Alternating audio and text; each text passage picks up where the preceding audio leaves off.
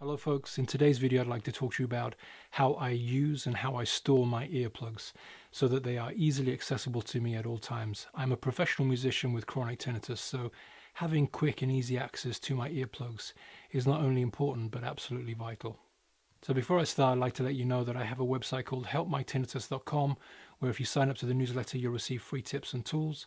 I also have two books available on Amazon. One is called Overcoming Tinnitus, where I discuss the 12 tools that I think were absolutely fundamental to me dealing and coping with my tinnitus. And the other book is called A Musician with Tinnitus, where I discuss tips and tools on how I cope with stuff like recording, mixing, touring, all that sort of stuff, doing all that with chronic tinnitus. They're both available on Amazon in paperback and Kindle edition. Links in the description box below. So a few years ago I got to the point with my tinnitus that I really started to have to take ear protection seriously. I knew that I had to get organized with this because it just wasn't going well with my ears. I was doing loads of shows and sometimes I'd have ear protection and sometimes I wouldn't. So I really started to have to get organized. The first thing I did was I went to my ENT and asked her for a professional pair of earplugs, and the way they do that is that they put hot putty into your ear, they wait for it to cool down, and they make a foam mold from that, and from that mold they create silicone earplugs that are designed to match the exact dimensions of your ear.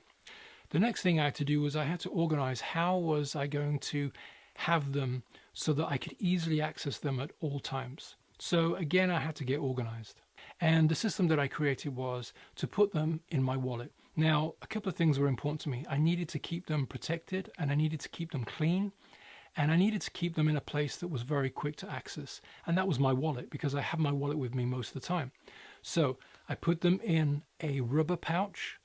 And inside the pouch is a piece of paper that I change every 2 or 3 times that I use my earplugs, which is the amount that I also wash them with just tepid water and soap water.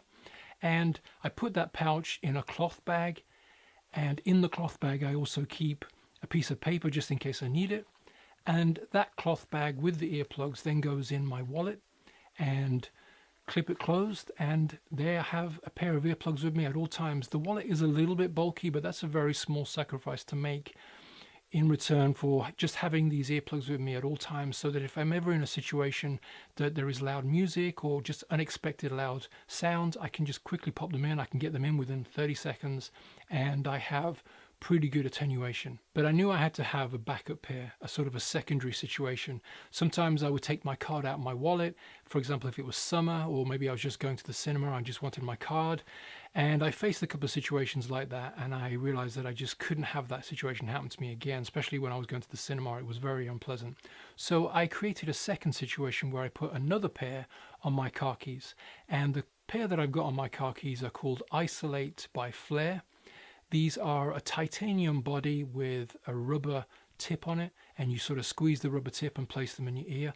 These are very good earplugs. You get about minus 35 dB, which is getting towards the maximum that you can get because your skull attenuates at minus 30. So there's only so much attenuation you can actually get with earplugs, and around about minus 34 to minus 36 is the maximum that you get, is my understanding. These are about that. They're very good earplugs. I like them. The sound is very good with them. They're just not as quick to put in the ear as my silicone. But again, I keep them on my car keys. I put them in a piece of paper so that I can change the paper every time I wash them, which is again every 2 or 3 times. And that gives me a secondary pair so that if I don't happen to have my wallet with me, I know I've got them on my car keys. And it just makes sure that I've got a pair on me at all times. And sometimes, most of the time, I've got 2 pairs on me. The other 2 pairs of earplugs that I have are specifically because I'm a musician and I need certain types of earplugs to do certain types of things. So for when I'm doing shows, I use an earplug that is actually a hunting pair of earplugs. These are the earplugs that they sell to people that go hunting and use rifles. These are about minus 35, minus 36, which is again is getting towards the maximum attenuation that you can get. And they are basically a lump of silicone that just goes into your ear. They're molded to my ear, so they feel great in my ear. And I put these in my guitar bag. They specifically go in the same pouch of my guitar bag so that I always know where to reach for them and where to put them at the end of a show.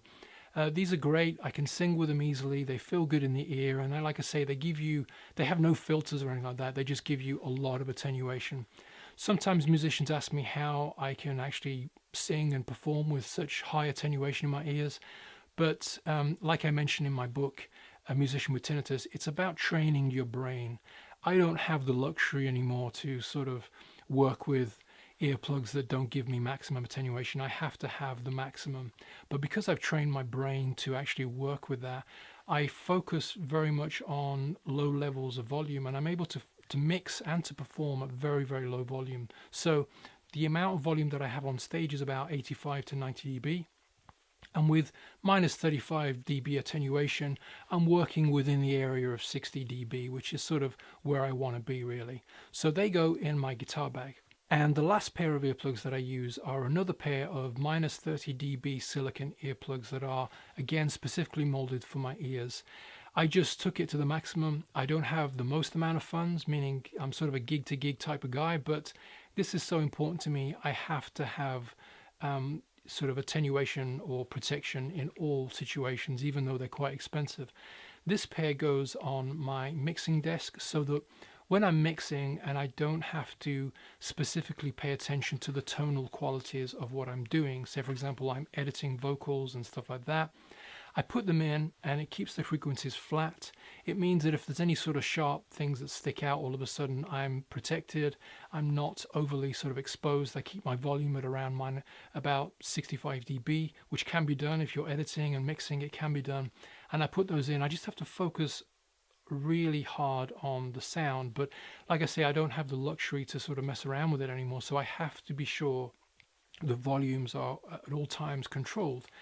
And having those on my mixing desk and knowing that I can put them in when I'm just editing and stuff like that, doing stuff that doesn't need my absolute attention, it sort of helps reduce the anxiety, and it just keeps me in the game as a professional musician and mixer with chronic tinnitus.